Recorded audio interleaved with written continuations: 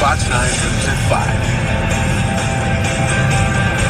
5. We begin tonight with some new developments in the shooting that left a Minneapolis police officer dead. Good evening, I'm Amy Huckard. And I'm Randy Meyer. Minnesota Bureau of Criminal Apprehension releasing more details about what happened just moments before Officer Jamal Mitchell was shot to death. Authorities say officers were responding to a report of a shooting at an apartment building on Blaisdell Avenue. That was Thursday evening. Mitchell was the first officer on the scene. He saw two men with injuries on the street there.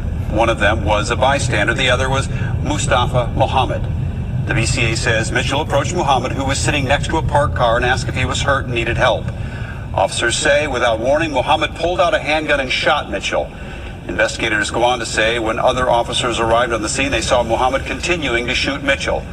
When officers approached Mohammed, he started shooting at them. That's when officers Nick Capinos and Luke Kiddock returned fire, hitting Mohammed. He died there at the scene.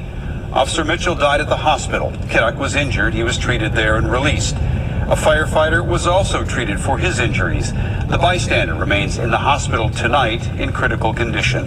The BCA is also investigating a homicide in the apartment at the request of MPD.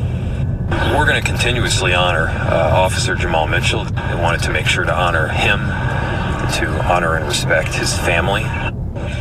Well, somber times here as the state and people continue to grieve the loss of Minneapolis police officer Jamal Mitchell. The Minneapolis Police Department today holding a small procession as his body was taken to a funeral home in Minneapolis.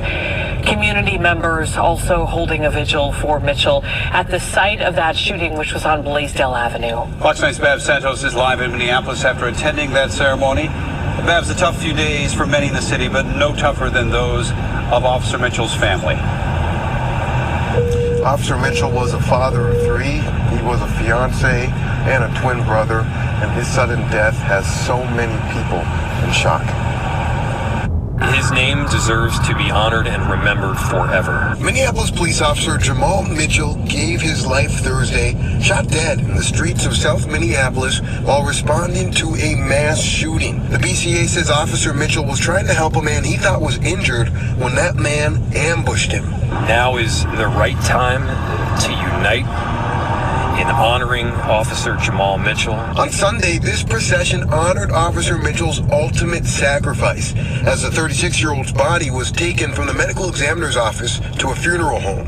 It was a smaller, scaled-down procession at the request of Officer Mitchell's family. He was here to protect and serve, and what I can promise everybody, and especially the family, is that Jamal Mitchell's name will not just be remembered today and for these next several months. That name will live on in Minneapolis forever as a courageous hero.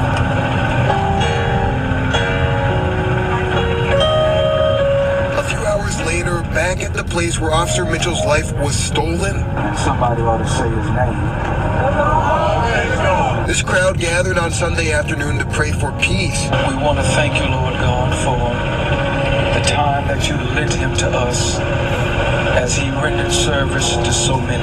Among those grieving, these 911 dispatchers who received last Thursday's emergency call. It's been a rough time for him, and I know they're all at a loss for words right now, but we appreciate you recognizing that. Officer Mitchell's killing marks the first line-of-duty death of a Minneapolis police officer now in more than 2 decades. Live in Minneapolis, Babs Santos, Fox 9.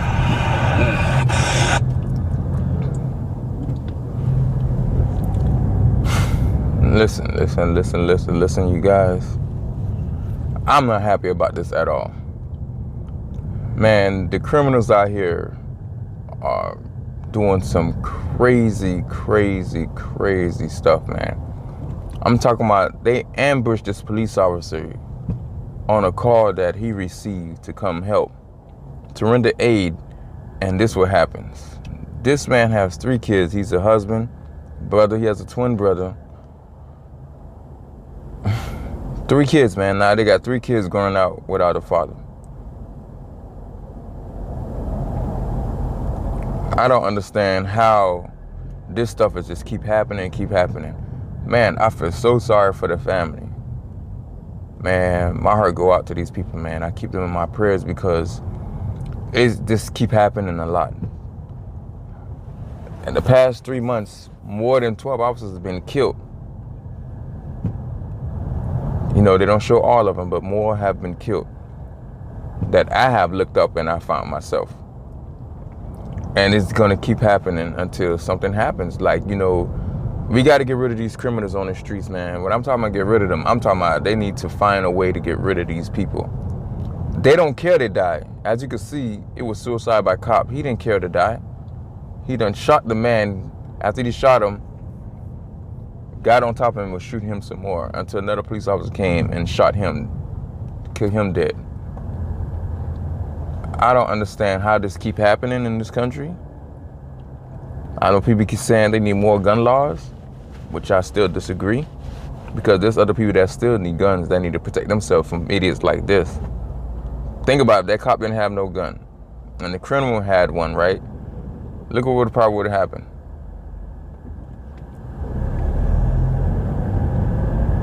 We would have shot both cops, or whoever would have came there. He didn't care to die. And each of these shootings like this, that a police officer died in, the person that they going after died too. This tell you right there they don't care about their lives. They don't. You seen how the idiot looked. This man looked like a piece of trash, man. That did it. A piece of trash. And we continue to set. I'm telling you, man, this culture is so trash. The black culture is so trash. This is what they love. This person would have been locked up. He didn't die. He'd have been locked up. All of them would have come out. Hey, free this person. Free Muhammad, whatever his name was, man. Free him.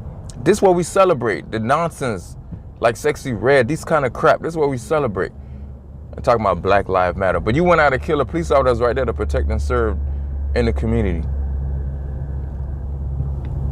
This man probably was a good dude, man. I'm talking about was really helping people in the community. You know what I'm saying? He obviously came to and render aid.